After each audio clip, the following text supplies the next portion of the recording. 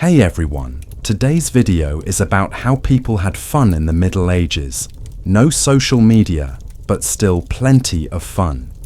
Hit the like button if you're curious, and subscribe if you truly enjoy what I do.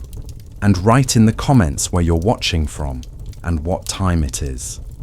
It's always interesting to see who's tuning in from all over the world.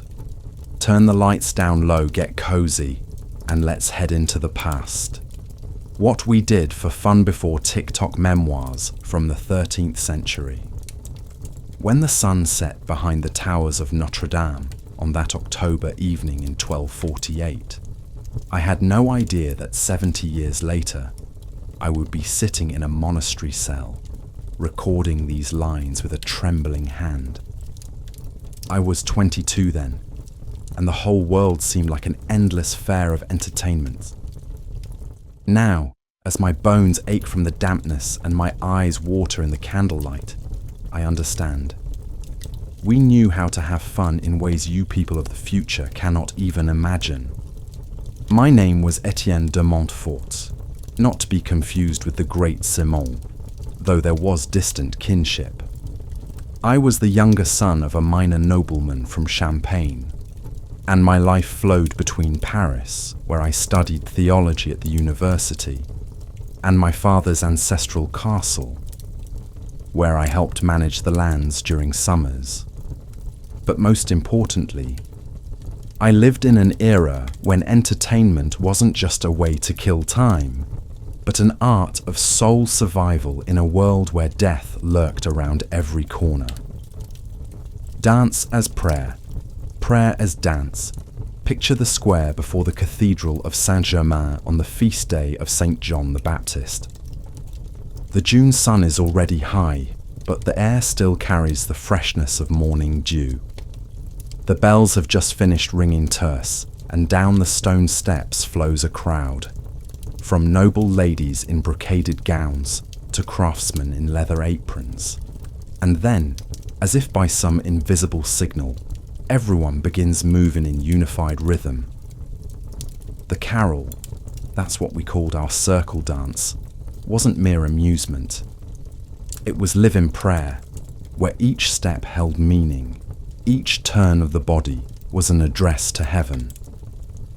I held the hand of Marguerite, daughter of a cloth merchant, and she held that of her neighbour, Pierre the stonemason. In the dance, boundaries between estates dissolved.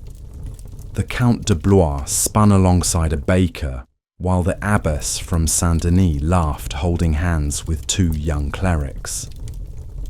Music didn't flow from instruments.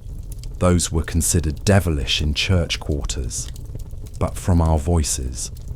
We sang ancient songs in Latin that sounded like water babbling over stones. Ave Maria, Gratia plena. These words were known even by those who couldn't read. Our feet found the rhythm naturally.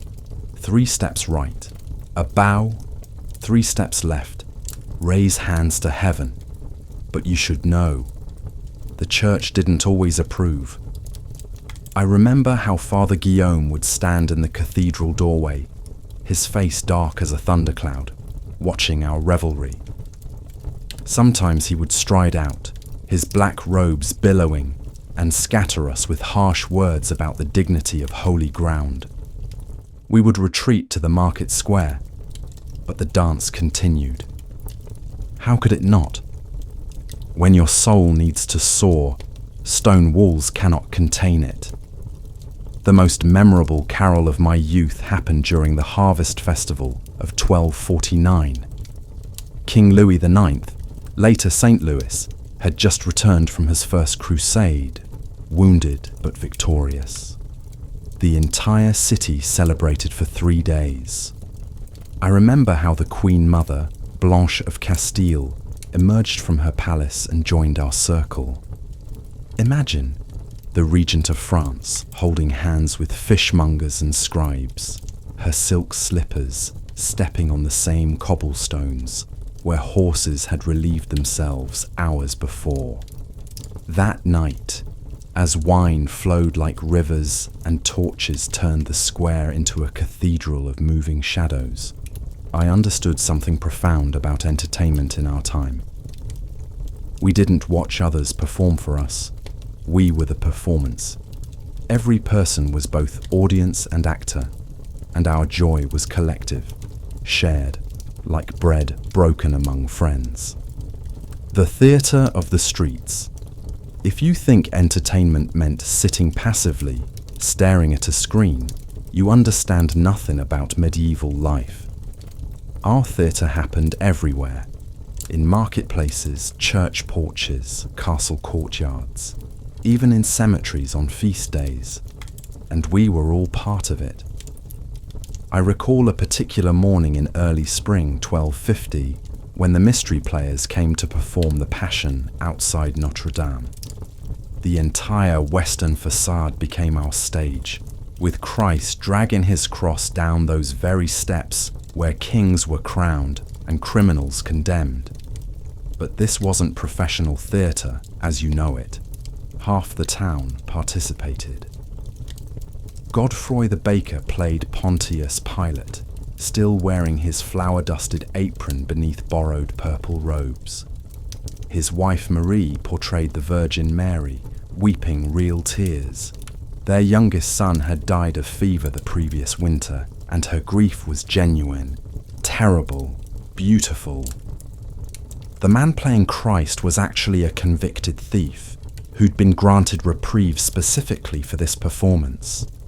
The irony wasn't lost on anyone. As Mary Magdalene fell to her knees, her scarlet dress spreading across the cathedral steps like spilled wine, something extraordinary happened. The boundary between performance and reality dissolved. Old women in the crowd began keening as if Christ were truly dying before their eyes. Children hid behind their mothers' skirts. Strong men wept openly. I found myself pushed forward by the crowd until I stood mere feet from the crucifixion. The actor playing Christ hung from a wooden cross, his face painted with berry juice to simulate blood, his breathing laboured from the weight. Our eyes met for a moment, and I saw not a performer but genuine suffering, the suffering of every soul in that square, given voice and form. That's when someone grabbed my arm. "You, young lord, be our narrator." Before I could protest, I was handed a scroll and pushed to the front. My voice, trained in university recitation, rang out across the square as I read the Latin passages that tied the scenes together. Ex homo, behold the man. The crowd responded with ritual phrases they'd learned by heart, creating a chorus that must have been audible in heaven itself. But the most remarkable moment came during the resurrection scene. As Christ emerged from his makeshift tomb, actually the cathedral's crypt entrance, the morning sun broke through the clouds at precisely the right moment. Pure coincidence, yet the entire crowd gasped as one, fell to their knees, crossed themselves. In that instant, theatre became miracle, entertainment became religious ecstasy. Would you have felt the same divine shiver running down your spine? Could you have stood there, surrounded by unwashed bodies and animal smells, and felt your soul lift toward heaven? Music that made angels weep. You modern folk think you invented music appreciation, but let me tell you about Pentecost in the year 1251, when young Perrotin, barely 20 then, climbed to the organ loft of Notre Dame and changed my understanding of what human voices could accomplish. The cathedral was packed beyond capacity. Bodies pressed against bodies in the sweltering June heat. The stone walls wept condensation, and the air was thick with incense, sweat, and the smoky breath of thousands. But when Perrotin raised his hand and the choir began their organum, the very stones seemed to sing. Imagine four voices weaving together like golden threads, each following its own path, yet creating a tapestry of sound that made your chest vibrate with divine harmonies. This wasn't your village church singing, where everyone shouted the same melody off-key. This was architecture made of music, as complex and beautiful as the cathedral's flying buttresses. Viderunt omnes. The words floated above us like visible light. I stood pressed against a pillar, my head tilted back, watching the vaulted ceiling seem to expand upward into infinity. The bass voice provided foundation like bedrock, while the higher voices danced above it like flames, sometimes converging in perfect consonance that made children laugh with inexplicable joy, sometimes diverging in dissonances that created a sweet ache in the chest. But here's what you must understand about our entertainment. It wasn't separate from worship, from daily life, from survival itself. When Peritin's voices reached that impossible high note in the Alleluia, holding it until your lungs burned in sympathy, half the congregation was transported into religious ecstasy. I saw grown merchants sobbing, their faces transformed. I watched knights, men who'd killed other men with their bare hands, fall to their knees as if struck down by invisible swords. The music lasted nearly 2 hours, but time ceased to exist. When it finally ended, the silence was so profound you could hear pigeons cooing in the rafters, the distant sound of the Seine lapping against the island's shores. No one moved. No one spoke. We had been somewhere else entirely. Later, in the cathedral school, I learned about the mathematical precision behind that music, how the intervals reflected the divine proportions of creation, how rhythm followed the movement of celestial bodies. But in that moment of experience, such knowledge would have been blasphemy. We had touched something beyond human understanding. After the service, I followed the crowd into the square, where the celebration continued in earthier forms. Someone produced a vielle, its strings made from sheep gut, and soon we had dancing again. But this was different from our formal carols. This was wild, joyous, almost pagan. Bodies spun and leaped, skirts flew, caps fell off sweating heads. I remember dancing with Isabel, a merchant's daughter with eyes like summer sky and hands that smelled of the cinnamon she sold. We spun until dizzy, laughing like fools, the sacred music still echoing in our ears, while our feet found completely profane rhythms. Sacred and profane, we didn't separate them as you do now. They were two faces of the same divine coin. The art of conversation. But perhaps our greatest entertainment was the simplest, the art of talk itself. In an age when books were rare as dragons and most people couldn't read anyway, stories lived in human voices, and every person was both library and librarian. Picture a winter evening in my father's great hall, 1252. Outside, snow falls thick enough to bury a horse.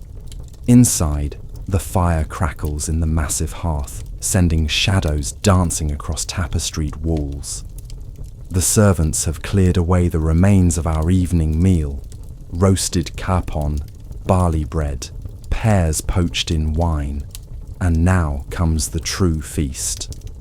Old Bernard, our master-at-arms, settles his scarred bulk into a chair near the fire and begins to speak. His voice, roughened by years of shouting commands, grows gentle as he tells of his youth in the Holy Land during the Second Crusade. But this isn't a history lesson. It's theatre, poetry, music all combined. The walls of Edessa, he says, his one good eye reflecting firelight, rose from the desert like a fever dream. golden stone that hurt to look at in the midday sun, towers that scraped the belly of heaven itself. His hands, missing 3 fingers between them from various battles, gesture as if modelling the very battlements from memory. We lean forward.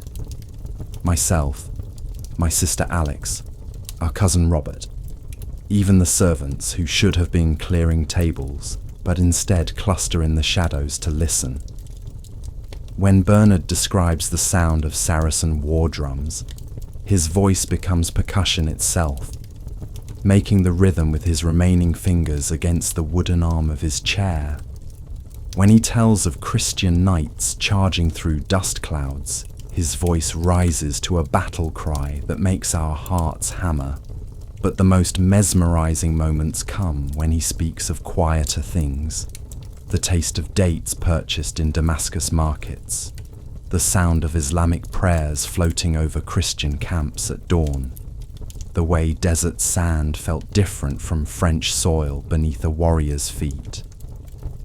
These details, impossible to find in any chronicle, paint pictures more vivid than any illuminated manuscript. The evening progresses, and others take their turns. My sister Alex, who spent 2 years in a convent before deciding religious life wasn't for her, tells stories of the nuns, their secret recipes for making ink from oak galls, their method of copying manuscripts by candlelight while maintaining perfect script, their surprisingly bawdy songs sung during laundry duties when the abbess wasn't listening. Then comes my turn. As the university scholar among us, I'm expected to provide learned entertainment, but instead of theology or philosophy, I tell them about Paris street life. The students who debate philosophy while drunk on cheap wine, the booksellers who can't read their own merchandise, the prostitutes who quote Ovid while negotiating prices. I describe the morning I witnessed 2 masters of theology engage in a public dispute about the nature of angels outside the Cathedral of Notre Dame.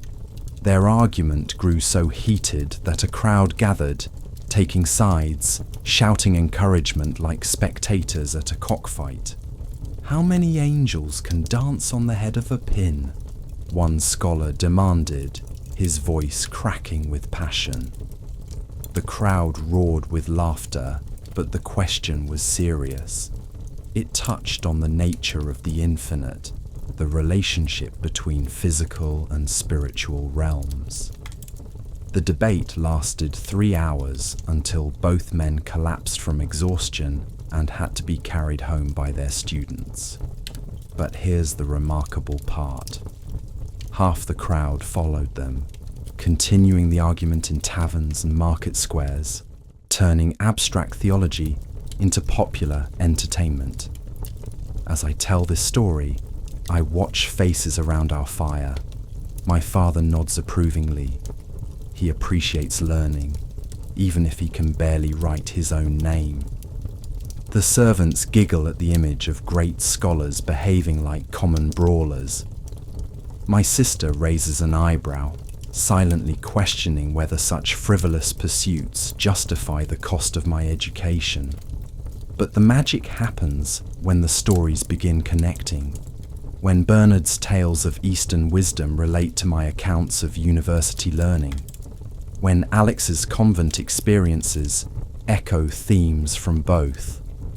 We're creating something together. A web of narrative that makes our individual experiences part of a larger tapestry. This is how knowledge traveled in our world, from voice to voice, shaped and reshaped by each telling. Every story was both preservation and creation, each narrator both historian and artist. We were our own entertainment, our own culture, our own living library. Can you imagine sitting for hours, listening to human voices spin tales from memory and imagination? Could you find such simple pleasure in the rhythm of language, the rise and fall of narrative, the shared silence when a particularly beautiful phrase hangs in smoky air. The hunt. Death as entertainment. If you think we were all gentle singing and dancing, you understand nothing about medieval entertainment. Some of our greatest pleasures involved blood, death, and the thin line between civilization and savagery. The hunt wasn't just necessity, it was our most elaborate theatre, our most dangerous game. I remember the autumn hunt of 1253, when my father decided I was old enough to join the pursuit of the great boar that had been terrorizing our tenants' farms. This wasn't casual amusement. This creature had killed 2 men and mauled a child. The hunt was both entertainment and civic duty, spectacle and practical necessity. We assembled at dawn in the castle courtyard, a small army of men and animals. 12 hunters on horseback, 20 beaters on foot, a pack of 30 hunting dogs bred specifically for wild boar, and twice as many servants to carry supplies, tend wounds, and haul back whatever we killed. The organization rivaled a military campaign. My horse, a bay destrier named Thunder, pawed the cobblestones impatiently while I checked my boar spear for the 12th time. The weapon was 9 feet of ash wood tipped with a wicked iron point, its crossbar designed to prevent a charging boar from running up the shaft to reach the hunter. I'd practiced with it for months, but practiced targets don't fight back with razor-sharp tusks and 300 pounds of murderous fury. The horn sounded, and we rode out in formation. Not the wild chaos you might imagine, but a carefully choreographed performance decades in the making. My father led, his experience reading forest signs like scripture. Behind him rode his brother Guillaume and cousin Raoul, then myself and the other young nobles, followed by the professional huntsmen who actually knew what they were doing. The morning mist clung to the forest floor like incense, and our horses' breath steamed in the cool air. Overhead, October leaves created a cathedral of gold and crimson, and shafts of sunlight fell through the canopy like divine illumination. But this beauty masked deadly purpose. We were seeking something that could kill us as easily as we hoped to kill it. The dogs found scent within an hour, their voices rising in harmonious excitement that made your blood sing. But wild boar hunting isn't a quick chase like pursuing deer. Boars are intelligent, cunning, and absolutely fearless when cornered. They know every deadfall, every thicket, every patch of treacherous ground in their territory. For 3 hours we followed a trail that twisted through brambles thick enough to tear cloth and skin, across streams swift enough to sweep away horse and rider, around boulders that could cave in a skull if you ducked too late. The dogs' voices grew more urgent, more focused, until suddenly they stopped entirely. Silence in a boar hunt means only one thing: the quarry has turned to fight. We found them at a small clearing, the pack arranged in a perfect circle around their prey. And what a sight it was! A boar larger than any I'd imagined, its black bristles standing erect like armor, foam flecking its jaws, small red eyes burning with absolute hatred for everything human. It had already killed 2 dogs. Their bodies lay twisted in the underbrush. My father dismounted first, boar spear steady as a rock in his experienced hands. The rest of us followed, forming our own circle outside the dogs. This was the moment we'd trained for, dreamed of, feared. The final confrontation where skill, courage, and luck would determine who lived and who died. The boar charged without warning, moving faster than anything that size should be able to move. My father's spear took it in the shoulder, but the beast's momentum carried it forward, sliding up the shaft despite the crossbar, its tusks seeking his throat. Guillaume's spear pierced its side, and my own found its chest, but still it fought, its strength seeming to increase with each wound.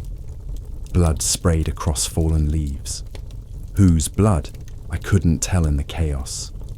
Horses reared and plunged, dogs snarled and snapped, men shouted instructions and warnings.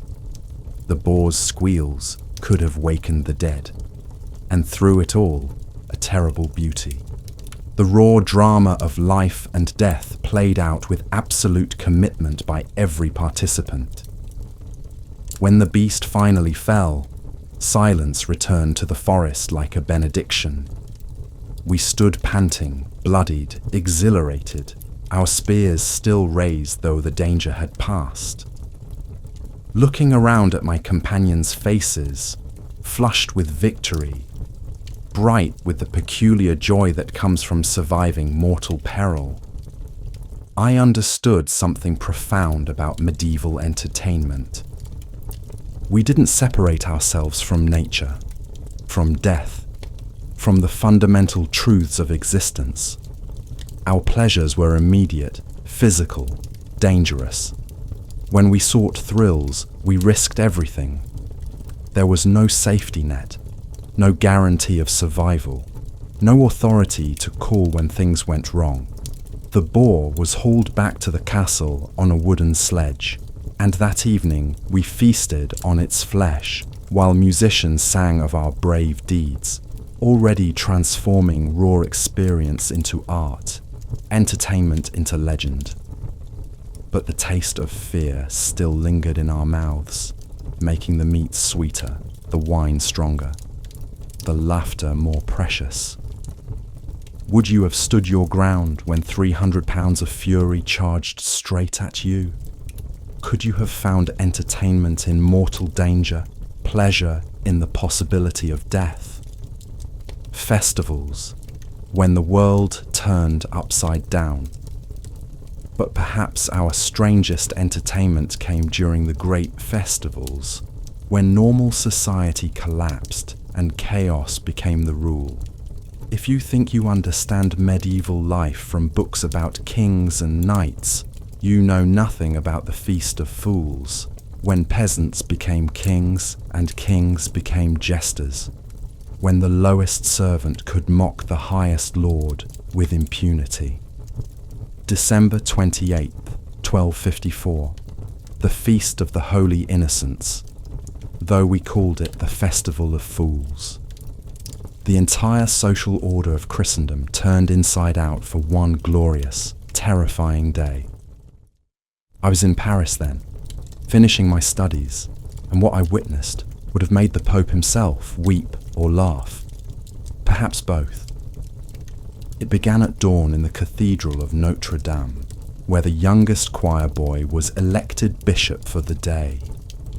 Little Jean, barely 12 years old and shorter than the episcopal staff he carried, processed down the nave, wearing robes that dragged behind him like royal trains. The real bishop, Henri de Sully, knelt before this child and kissed his ring with every appearance of genuine reverence. But that was only the beginning. Outside the cathedral, the entire city had transformed overnight. Servants wore their master's clothes, while lords dressed in rags and waited tables. Women dressed as men, men as women, and everyone as animals, angels, devils, or creatures that existed only in wine-sodden imagination.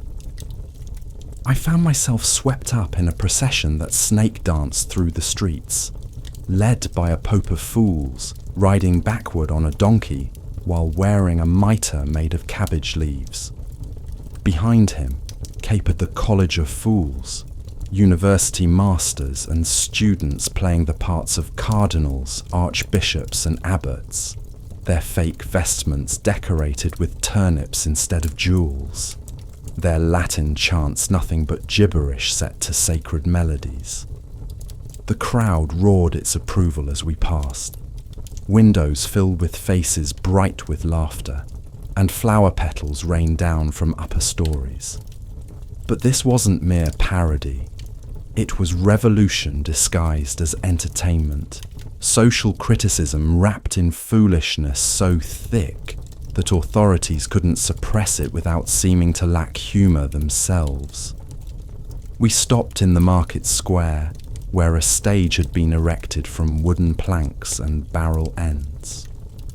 Upon this makeshift platform, the common folk performed their own version of royal court ceremonies. A fishmonger knighted a pig farmer with a wooden sword, dubbing him Sir Pigalot, defender of bacon, protector of pork. The crowd cheered each ridiculous title as if witnessing real ceremony. Then came the mock trial of social ills personified. Lady Greed, actually Marcel the baker, his enormous belly stuffed with straw and his face painted with flour, stood accused of stealing bread from children's mouths.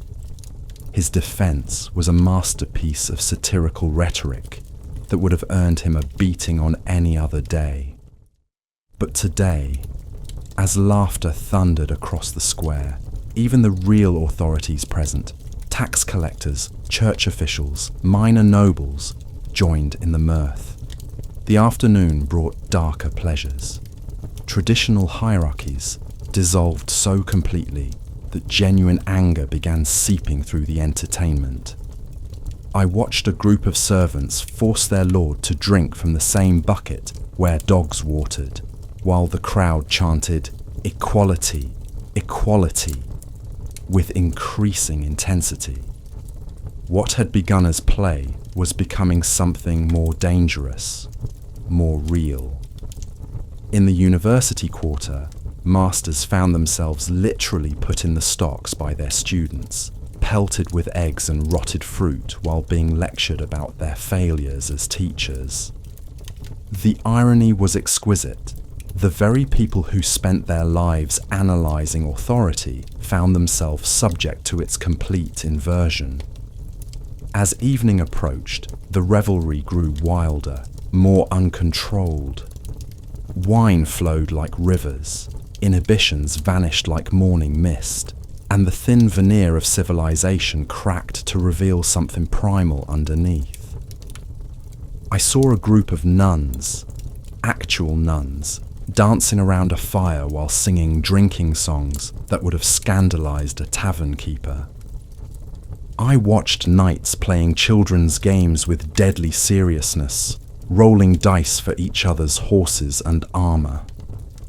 But the most memorable moment came near midnight, when the Bishop of Fools, still that 12-year-old boy, climbed onto the altar of Notre Dame and delivered a sermon that left the drunken congregation weeping with laughter and something deeper than laughter.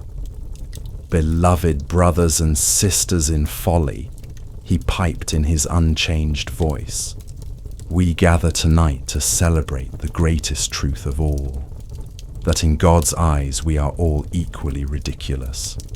The king's crown is no more valuable than the beggar's lice, the bishop's blessing no more sacred than the whore's curse. For one day we see ourselves as angels see us, tiny, foolish, precious, and absolutely equal in our humanity." The cathedral fell silent. Through the wine-soaked chaos, through the carnival atmosphere, through all the blasphemy and irreverence, that child had spoken something profound. In the flickering candlelight, surrounded by revelers dressed as devils and angels, peasants wearing crowns and nobles in rags, we glimpsed a truth that normal society spent all its energy concealing. When dawn broke, the world reasserted its usual order. The real bishop reclaimed his authority, servants returned to their duties, and the mock kingdoms dissolved like dreams. But for 24 hours, we had lived in a different reality. one where entertainment served as social safety valve, cultural criticism, and spiritual revelation all at once. Could you have handled such complete social chaos? Would you have found liberation or terror in a world where nothing was certain, where every assumption could be questioned, every authority mocked, every truth turned inside out? Love and courtship, the sweetest game. If you think romance was invented by Hollywood, let me tell you about the games of love we played in those days. Games with rules more complex than chess and stakes higher than life itself. Courtly love wasn't just entertainment, it was a complete philosophy, a way of transforming raw desire into art, passion into poetry, lust into something approaching the divine. Spring 1255 found me at the court of Thibaut IV, Count of Champagne, where entertainment reached its highest and most dangerous forms. The Count's castle at Troyes had become a magnet for troubadours, poets, and young nobles seeking to master the art of refined love. Here, among tapestried halls and gardens perfumed with roses, we learned that the greatest entertainment was the human heart itself. The rules were impossibly complex. A knight must choose a lady to love, but she must be unattainable, preferably married to someone of higher rank. He must worship her from afar, composing poems to her beauty, performing deeds of valor in her honor, but never, never expecting physical consummation. The pleasure lay in the yearning itself, the sweet agony of perfect love forever unfulfilled. I chose unwisely and well. Lady Blanche de Navarre, wife to the Count's brother, possessed beauty that made angels weep and a wit that could cut glass. Her hair caught sunlight like spun gold.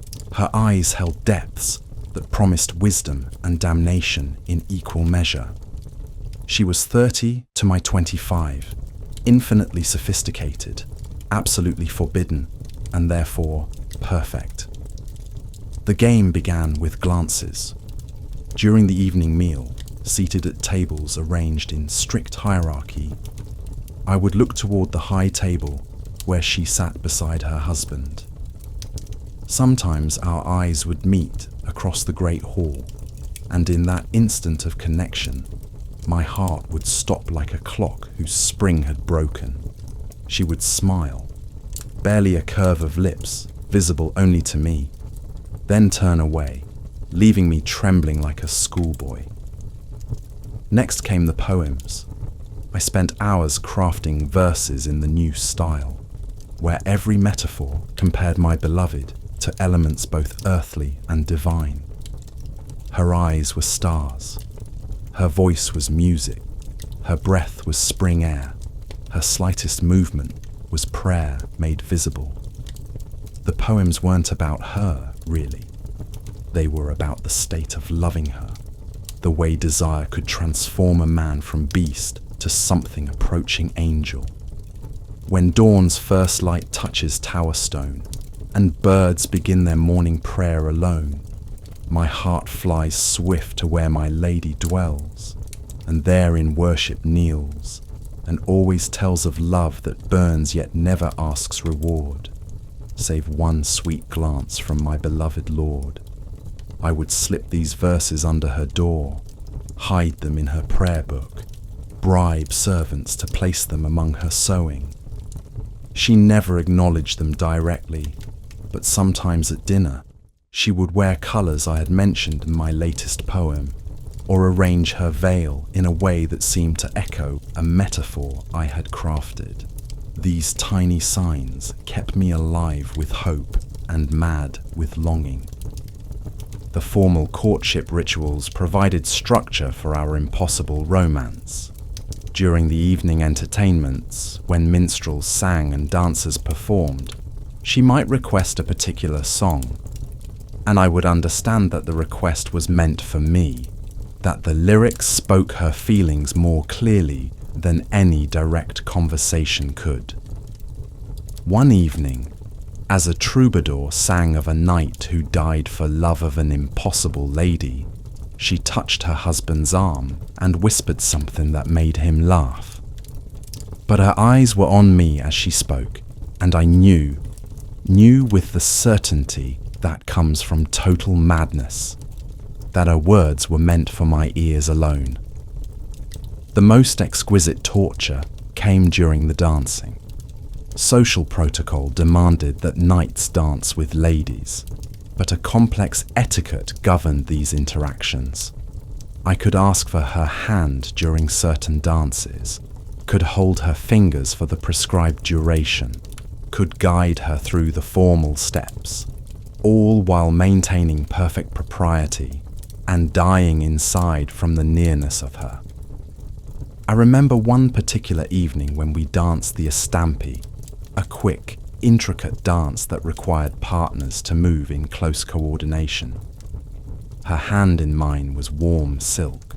Her waist beneath my other palm felt fragile as bird bones. For the space of that dance, we moved as one body, two souls in perfect harmony. The music swirled around us like visible gold, and every other person in the hall vanished from existence. When the dance ended and protocol forced me to bow and release her, she looked directly into my eyes for perhaps 3 heartbeats longer than propriety allowed. "You dance well, young sir," she said, her voice pitched for my ears alone. "Your lady must be proud of such grace." The words were conventional, meaningless to any listener, but beneath them lay layers of meaning that made my blood sing. She'd acknowledged our game, had spoken of my lady, while standing close enough that I could smell the lavender in her hair. It was declaration, invitation, and warning all combined. But here's what you must understand about courtly love. The impossibility was the point. We weren't seeking satisfaction, but transcendence. The very fact that our love could never be consummated was what made it pure, artistic, divine. Physical possession would have reduced it to mere lust, but eternal yearning transformed it into something approaching worship. I spent 2 years at that court, dancing on the knife's edge between paradise and hell. Lady Blanche and I developed a language of glances, gestures, and coded phrases that let us conduct an entire romance without ever speaking a word of love directly. We were both performers and audience in the most complex theatre ever devised, one where the script was written in the human heart, and the only applause was the sweet agony of perfectly refined desire. Did she love me? I'll never know. And that uncertainty was part of the entertainment's perfection. She played her role with such skill that even now, decades later, I can't distinguish between genuine feeling and masterful performance. Perhaps there was no difference. Perhaps the performance was the feeling, and the feeling was the performance. When I finally left Troyes to return to my father's lands, she presented me with a silk scarf she had embroidered with birds and flowers. "For your journey," she said publicly. But privately, as she placed it in my hands, she whispered 4 words that I have treasured for 40 years. "Remember your dancing night." That scarf went with me through battles, pilgrimages, and the long years of marriage to a perfectly suitable wife who I cared for deeply but never loved, with the transcendent passion reserved for the impossible. Entertainment in our time didn't separate from life. It was life, refined and elevated until it became art. Could you have found such pleasure in Yongju de longing? Would you have preferred the safety of certainty to the exquisite danger of eternal mystery? The deadly games, You think you know about extreme sports. Let me tell you about entertainment that could cost you not just broken bones, but your immortal soul. In the summer of 1256, I witnessed and participated in tournaments that made modern warfare look like children's games. These weren't the romanticized affairs of later legends, but brutal tests of skill, courage, and the will to survive. The great tournament at Chauvency lasted 3 days and drew knights from across Christendom. King Henry III of England sent representatives, the Holy Roman Emperor's nephew, competed personally, and even Saracen knights came from Spain to test their skills against Christian warriors. Picture a temporary city of silk pavilions and wooden stands surrounding a field churned to bloody mud, where the flower of European nobility gathered to beat each other senseless for sport. My armour, newly made by the finest smith in Paris, weighed 60 pounds and cost more than most men earned in a lifetime. Each piece had been fitted specifically to my body: the helm that turned my head into an iron fortress, the hauberk of interlocked rings that made me bulletproof against anything short of a crossbow bolt, the great sword whose balance was perfect as a dancer's step. Putting it on was like donning the skin of some mythical beast, transforming flesh into living metal. The first day began with the melee. 100 knights divided into 2 armies and set loose upon each other with blunted weapons and unlimited fury. The objective was simple: capture or defeat as many opponents as possible, claim their horses and equipment as ransom, and try not to die in the process. Simple, but not easy. The horn sounded, and chaos erupted across the field. Warhorses crashed together with impacts that shook the earth, while riders swung maces and swords in deadly arcs. The noise was indescribable: metal on metal, screams of wounded men and animals, the ground-shaking thunder of cavalry charges. Through the narrow slits of my helmet, the world became a series of disconnected images. A knight falling backward from his saddle with a crossbow bolt in his chest, another crawling through the mud with his leg twisted at an impossible angle, blood streaming bright red across polished steel. I found myself facing Sir Godfrey de Bouillon, a veteran of the previous crusade, whose reputation preceded him like a storm front. His first swing nearly took my head off. The second shattered my shield and sent me reeling in my saddle.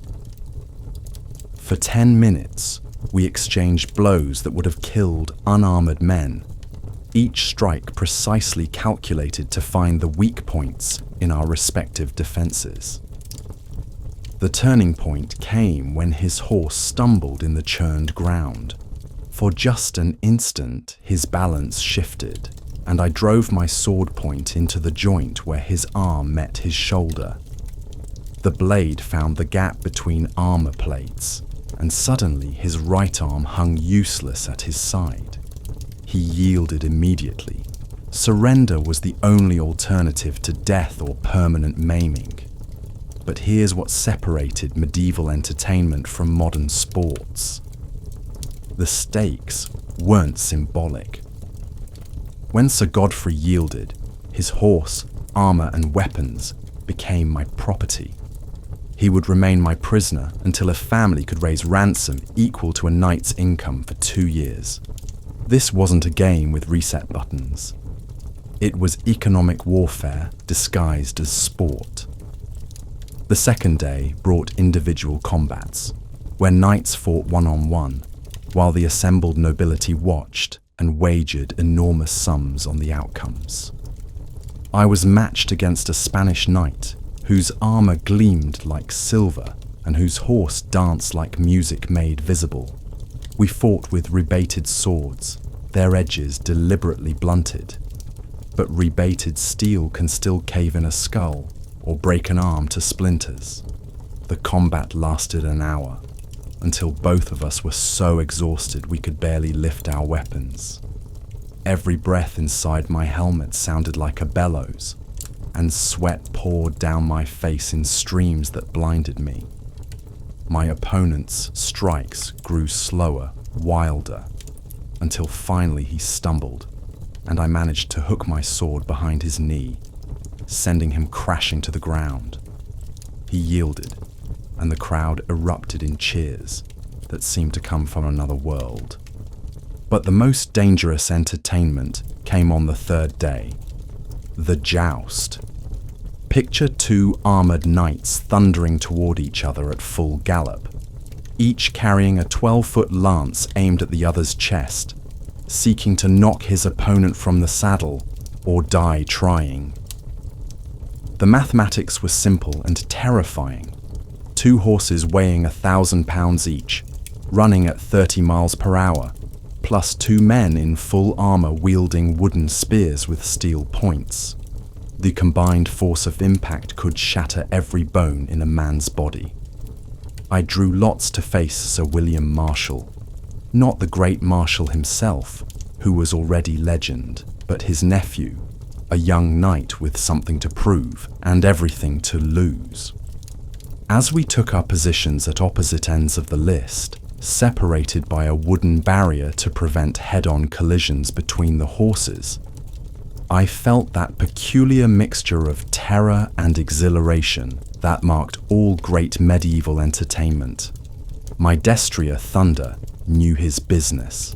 Beneath me, I felt his muscles coiling like springs as he sensed the impending charge. In my right hand, the lance felt both impossibly heavy and light as air. My left controlled the reins and the shield that might save my life if William's aim was true and mine was not. The Marshal raised his baton. Time slowed to honey thickness. Thunder's hooves began their drumbeat against the earth. Slowly at first, then building to a rhythm that matched my hammering heart. Across the field, William's black destrier answered with its own thunder, and we rushed toward each other like two storms colliding. At the last instant, I saw William's lance point wavering toward my chest. I shifted my shield, felt the iron tips scrape across its surface with a sound like lightning, while my own lance struck him squarely in the center of his surcoat. The impact nearly tore my arm from its socket, but William flew backward from his saddle as if shot from a catapult, landing in the mud with a crash that made the watching crowd gasp in unison. For a moment, he didn't move, and I feared I had killed him. But then he raised one gauntleted hand, signaling that he lived, and the cheers began again. I had won, but victory felt hollow when measured against the possibility that I might have ended another man's life for the entertainment of strangers. That night, in the great pavilion where the victors feasted, I sat beside the very man I had nearly killed hours before. William raised his cup of wine. His face was purple with bruises, and his left arm hung in a sling, and toasted my skill. We drank together, laughed together, shared stories of our respective childhoods and training. By morning, we were friends for life, bonded by the peculiar intimacy that comes from trying to murder each other professionally. This was medieval entertainment at its most refined and brutal. Not the sanitized contests of later eras, but genuine combat with real consequences.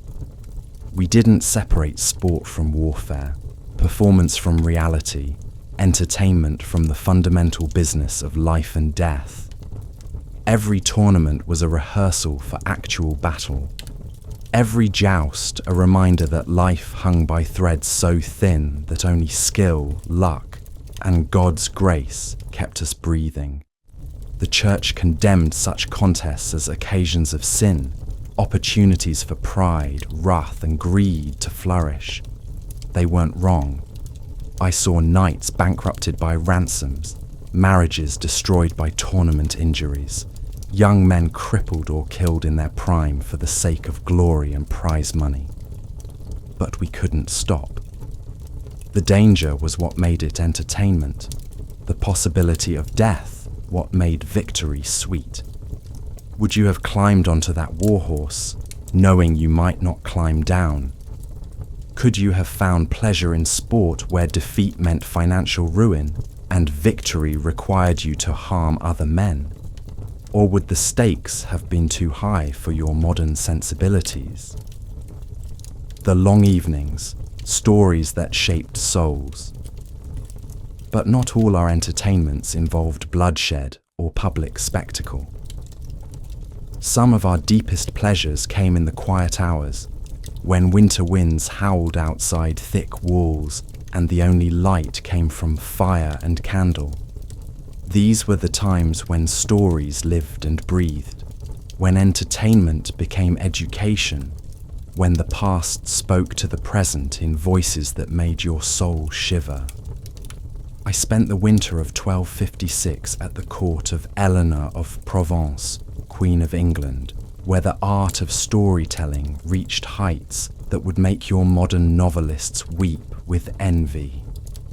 Picture the Queen's private solar, a chamber hung with tapestries depicting the deeds of Arthur and his knights, warmed by a fire that cast dancing shadows on walls lined with precious books. Here, on nights when snow buried the world outside, we gathered for entertainments that lasted until dawn and changed the very way we understood ourselves. The Queen herself often served as our narrator, her voice trained in the musical cadences that turned simple tales into living poetry. But these weren't children's bedtime stories. They were complex narratives that explored the deepest questions of human existence. Love and betrayal, honor and pragmatism, the conflict between earthly desires and divine commands. Every tale was a philosophical treatise disguised as entertainment. I remember one particular evening when Eleanor told the story of Tristan and Isolde, but not the sanitized version you might know. Her telling was raw, adult, unflinching in its exploration of passion that destroyed everything it touched. As she spoke, her voice became the wind across Irish moors, the crash of waves against Cornish cliffs, the whispered words of lovers who knew their love would damn them both. "Picture Isolde," the Queen said, her voice dropping to barely above a whisper, standing at her chamber window, watching the ship that carries Tristan away forever. She knows she will never see him again in this life, knows that their love has brought nothing but pain to everyone they cared about. Yet in her heart, she feels no regret, only the terrible beauty of a love so pure it transcends mortal understanding. The Queen paused, her eyes reflecting firelight, and in that silence we could all feel Isolde's heartbreak, as if it were our own.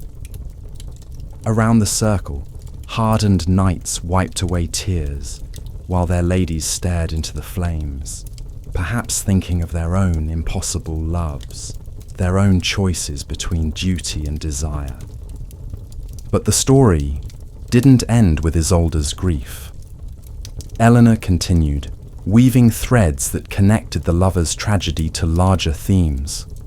The conflict between individual happiness and social stability, the price of following your heart in a world that demanded obedience to law and custom. Without ever speaking directly about politics or philosophy, she made us think deeply about the nature of loyalty, the meaning of honor, the terrible cost of genuine passion. Other evenings brought different tales. each chosen to illuminate particular aspects of human experience. The story of Roland at Roncevaux explored the tension between personal survival and loyalty to comrades. The Adventures of Alexander the Great examined the corrupting nature of absolute power. Tales of the Desert Fathers showed us hermits who found God by abandoning everything the world counted valuable. But the most powerful stories were those drawn from contemporary life. Tales that helped us understand our own time through the lens of narrative art. I recall one winter night when a traveling monk told us about King Louis IX's experiences during his first crusade. Not the official version sung by court poets, but the human story of a man who discovered that holy war was neither holy nor simple. The king knelt in the sand outside Mansoura, the monk said, his voice rough from years of preaching in village squares, holding the body of a young knight who had died calling for his mother. Louis was weeping, not the dignified tears of a monarch, but the raw sobs of a man who had sent children to die for his vision of righteousness. In that moment, with Egyptian sun burning his head and Christian blood soaking into foreign soil, he understood that even just war's exact price is too terrible to calculate. This wasn't entertainment as escape from reality. It was entertainment as a way of diving deeper into reality, of understanding truths too complex for simple instruction. The stories we told each other on those long winter evenings shaped our understanding of love, duty, courage, and sacrifice more profoundly than any sermon or scholarly lecture. The Queen encouraged discussion after each tale. We would debate the characters' choices, argue about their motivations, explore the moral implications of their actions. Was Tristan right to betray his lord and friend Mark for love of Isolde? Should Roland have sounded his horn for help when he first realized the battle was hopeless? Could a Christian king wage war and remain truly Christian? These weren't academic exercises but urgent personal questions. Most of the men in that circle had faced similar choices in their own lives. The knights had sworn oaths that sometimes conflicted with personal desires. The ladies had married for political advantage rather than love. The clergy had taken vows that separated them from earthly pleasures they still craved. Through story, we could explore these conflicts safely, trying on different moral positions like clothes, testing how they fit our understanding of right and wrong. Entertainment became a laboratory for ethical thinking, a place where consequences could be examined without risk to our actual souls. As the evening progressed and wine loosened tongues, people began sharing their own stories. Not the official versions they presented to the world, but the human truths beneath public personas. I heard confessions that night that would have scandalized kingdoms, admissions of weakness and strength that stripped away the masks we all wore in daylight. By dawn, we had created something together, a shared understanding that transcended the barriers of rank, gender, and station. Through the medium of story, we had touched the universal experiences that unite all human hearts: the longing for love, the fear of death, the search for meaning in a world that often seemed meaningless. This was perhaps our deepest entertainment, not mere amusement, but the collective exploration of what it means to be human.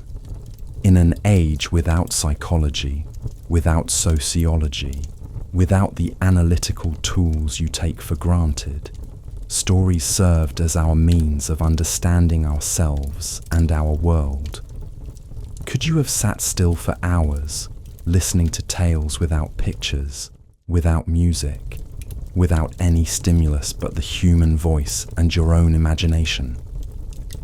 Would you have found such simple entertainment sufficient, or would you have been reaching for your devices before the first story ended? The sacred and profane, when God joined the party. If you imagine medieval entertainment as either purely religious or completely secular, you understand nothing about how we actually lived. The sacred and profane danced together like lovers, and some of our most memorable entertainments blurred the line between worship and revelry until no one could tell where prayer ended and party began. Easter Sunday, 1257, began before dawn in the Cathedral of Notre Dame, where I joined several thousand Parisians for the most elaborate religious theatre I have ever witnessed. But this wasn't solemn, quiet worship. It was explosive celebration that made Carnival look restrained by comparison. The cathedral had been transformed overnight into something between church and playhouse. The entire nave served as a stage, with different areas representing various locations in the Easter story: Jerusalem, Calvary, the Garden of the Resurrection. But these weren't simple sets. They were elaborate constructions that must have taken months to plan and build. The Jerusalem occupied the area near the main altar, complete with mock buildings, a functioning well, and live donkey for Christ's triumphal entry. Calvary rose from a wooden platform near the transept, 3 actual crosses silhouetted against the rose window, like a vision from the Book of Revelation. The Garden of the Sepulchre filled the space near the western doors with real plants, flowing water, and a tomb carved from imported stone. As the sun rose, the drama began with Christ's entry into Jerusalem. But this wasn't performed by professional actors. The entire congregation participated. Children waved palm branches cut from actual palms imported from the Holy Land, while hundreds of voices sang "Hosanna in the highest," in harmonies that made the stone walls vibrate. I found myself swept forward with the crowd, pressed against sweating bodies, breathing incense so thick it was visible, feeling the collective energy of thousands of souls united in passionate worship. This wasn't entertainment that you watched passively. It was immersive experience that demanded total participation. The drama progressed through the familiar stations. The Last Supper enacted on a table that actually held bread and wine distributed to the congregation. The trial before Pilate, with audience members shouting for Barabbas's release. The crucifixion itself performed with such realism that women wept and strong men fell to their knees. But the most extraordinary moment came during the harrowing of hell sequence. The cathedral's great doors, which represented the gates of hell, were chained shut while Satan, played by the cathedral's youngest deacon, his face painted with berry juice and charcoal, strutted before them, boasting of his victory over humanity. Then Christ appeared, blazing with reflected light from polished mirrors, and the real magic began. Hidden pulleys raised the massive doors from their hinges, while thunder crashed from drums concealed in the galleries. Satan fell prostrate as Christ liberated the righteous dead, played by dozens of congregation members who rose from concealment throughout the cathedral, their white robes gleaming in the sudden flood of morning sunlight. The entire building erupted in celebration. Bells rang until the bronze seemed ready to crack, while voices raised in the Te Deum created harmonies that surely reached heaven itself. People wept, laughed, embraced strangers, fell into religious ecstasies that bordered on madness. entertainment and worship had become completely indistinguishable. But the real revelry began when the formal service ended and the entire congregation poured into the streets. Easter Sunday in medieval Paris was like New Year's Eve Mardi Gras and the 4th of July combined and multiplied by the joy of knowing that death itself had been defeated. Street musicians appeared from every corner, playing instruments that ranged from delicate lutes to drums that could wake the dead. Acrobats performed feats that seemed to defy natural law. Men walking on their hands along rooftops, women spinning through the air between buildings, children forming human pyramids that swayed impossibly high above the cobblestones. Food vendors sold treats that appeared only during Easter celebrations. Honey cakes shaped like lambs, wine mulled with spices from the east, roasted almonds coated with sugar that cost more per pound than silver. The wealthy distributed coins to anyone who asked, while the poor shared whatever they had with anyone who looked hungry. I remember joining an impromptu parade that snaked through the narrow streets, led by a group of university students carrying a wooden cross decorated with spring flowers. We sang everything: sacred hymns, drinking songs, love ballads, even satirical verses about unpopular officials, sacred and profane, mixed like wine and water, creating something that was both and neither. At one point, the parade encountered a group of Dominican friars returning from their own Easter celebrations. Instead of disapproval, they joined our procession, their trained voices adding bass harmonies to our enthusiastic but often off-key melodies. Brother Thomas, later known as Aquinas, though none of us suspected his future greatness, composed a new verse on the spot that combined theological precision with bawdy humor in ways that would have scandalized his later reputation. The celebration continued all day and deep into the night. As darkness fell, torches and lanterns transformed the city into a cathedral of moving light. Dancing resumed in every square, with sacred carols mixing freely with decidedly earthier dances that would have made the Pope blush. I found myself dancing with a group that included knights, merchants, priests, students, prostitutes, and at least one disguised nobleman who later turned out to be the Count of Anjou's youngest son. Social barriers dissolved in the Easter joy, and for one night we really did live as if the kingdom of heaven had arrived on earth. Near midnight, as the festivities finally began to wind down, an extraordinary thing happened. Someone began singing the Veni Creator Spiritus, the ancient hymn to the Holy Spirit, and gradually, one by one, the entire crowd joined in. Thousands of voices, hoarse from celebration, raised in perfect unison, singing words that had been sung for centuries and would be sung for centuries to come. Standing there in the torchlit square, surrounded by fellow Christians whose faces glowed with wine and worship, I understood something profound about medieval entertainment. We didn't separate sacred from secular because we couldn't conceive of any part of life that existed outside God's presence. Our wildest celebrations were acts of worship. Our most solemn worship was cause for celebration.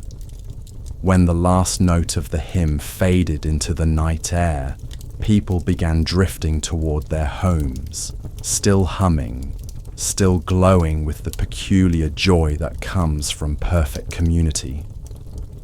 But the memory of that day, the seamless blending of theatre and theology, party and prayer, human joy and divine love, remained with me forever. Could you have found God in such revelry? Would your modern sensibilities have been shocked by the mixture of sacred and profane?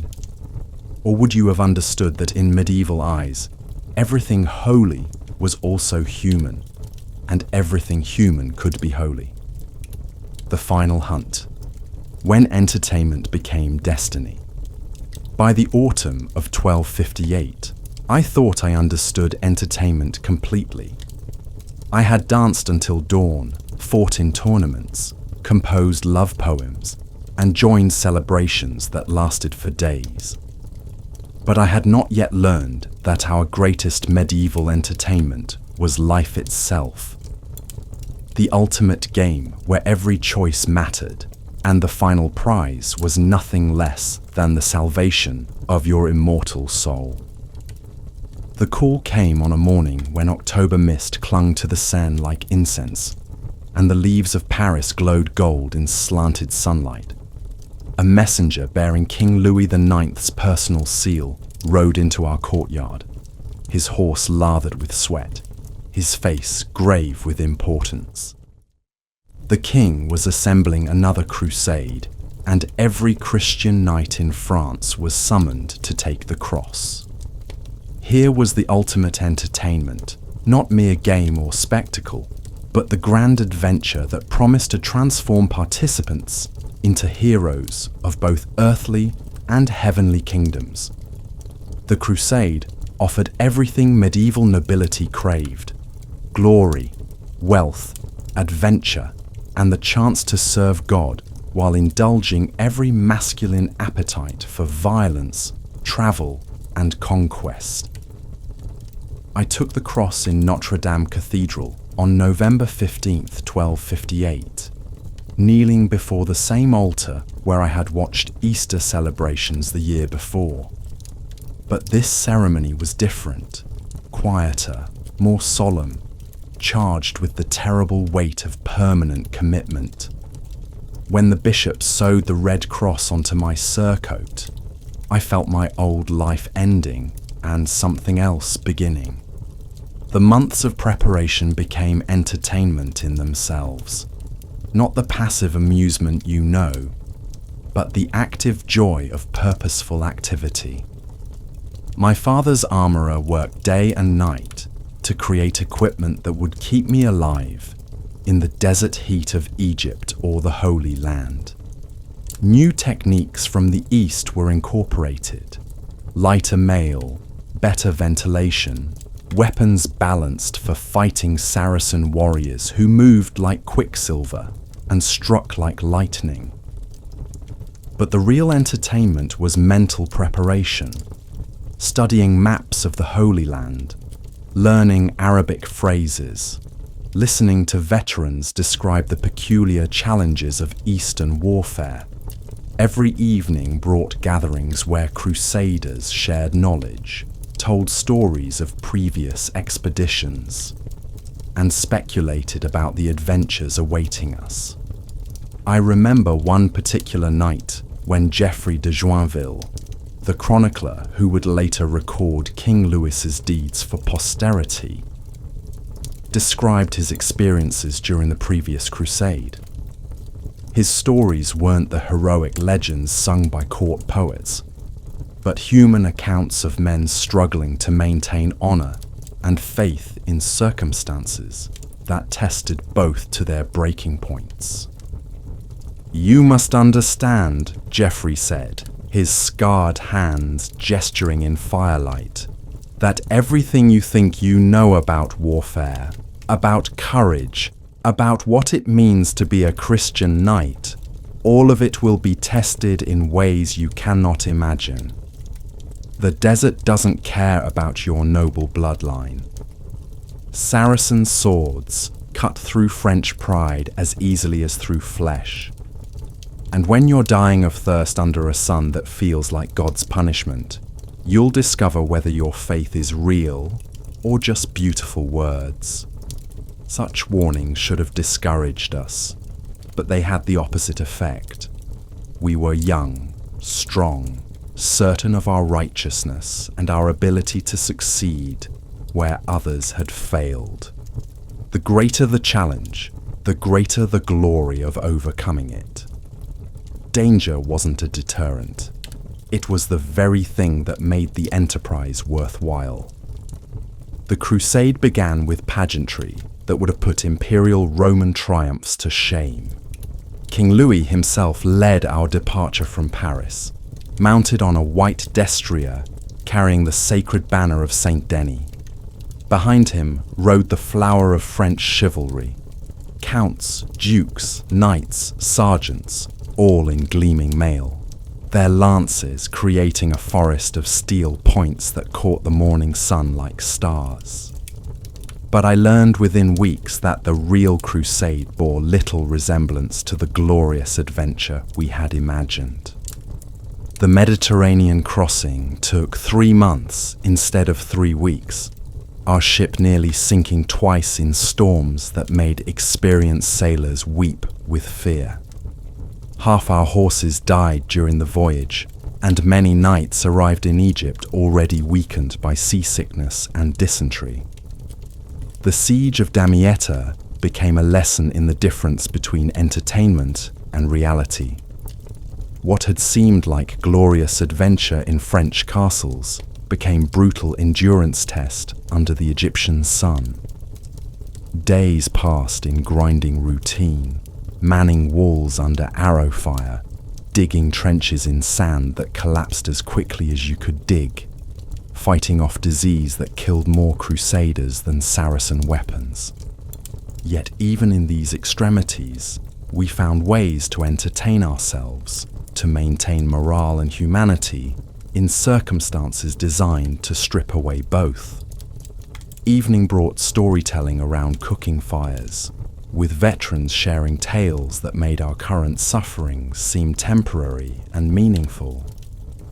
Music helped too, songs from home that reminded us why we had come, hymns that connected our struggles to the greater narrative of Christian salvation.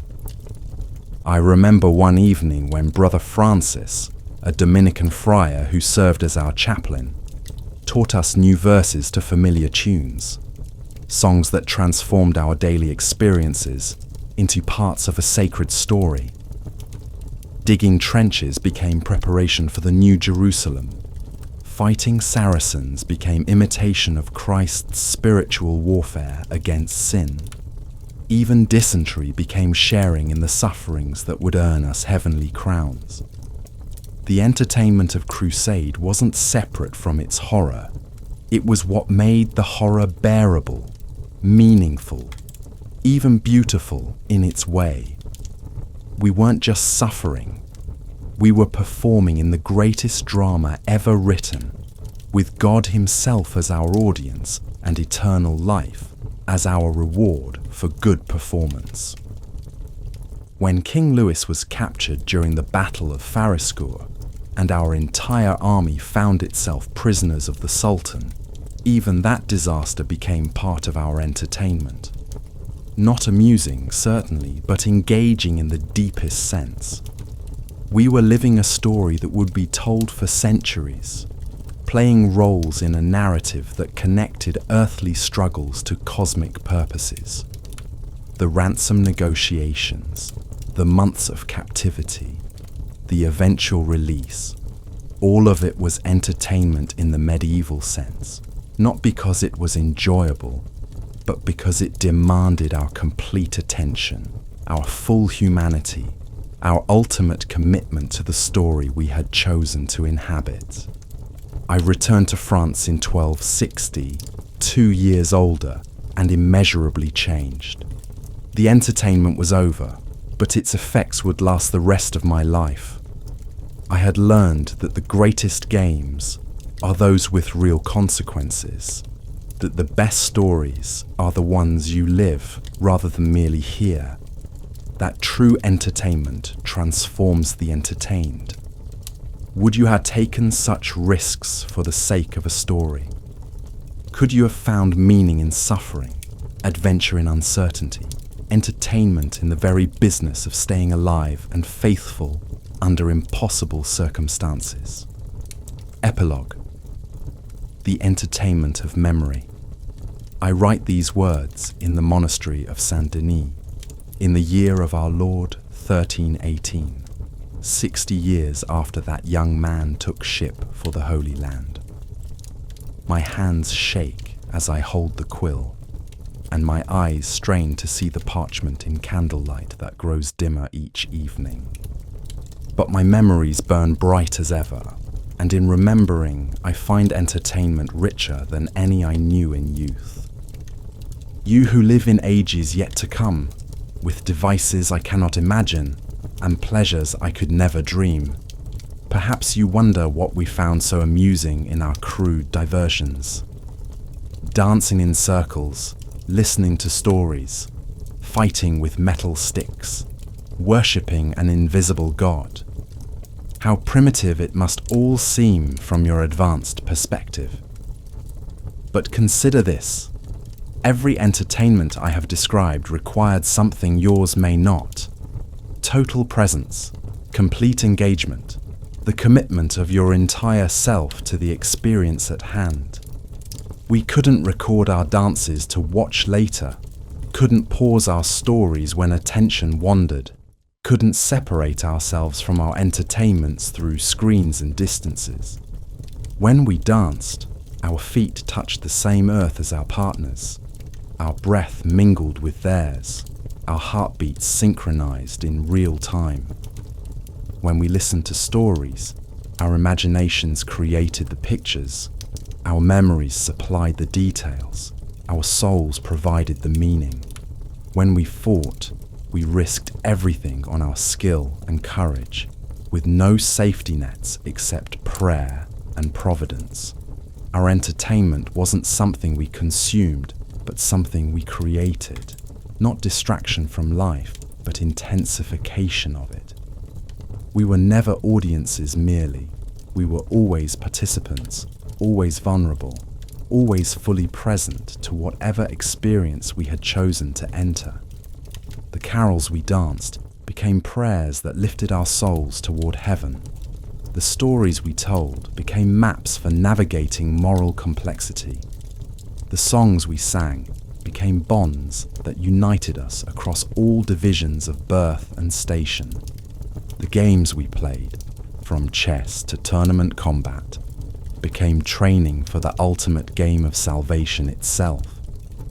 Even our failures were entertaining in ways that success never could be.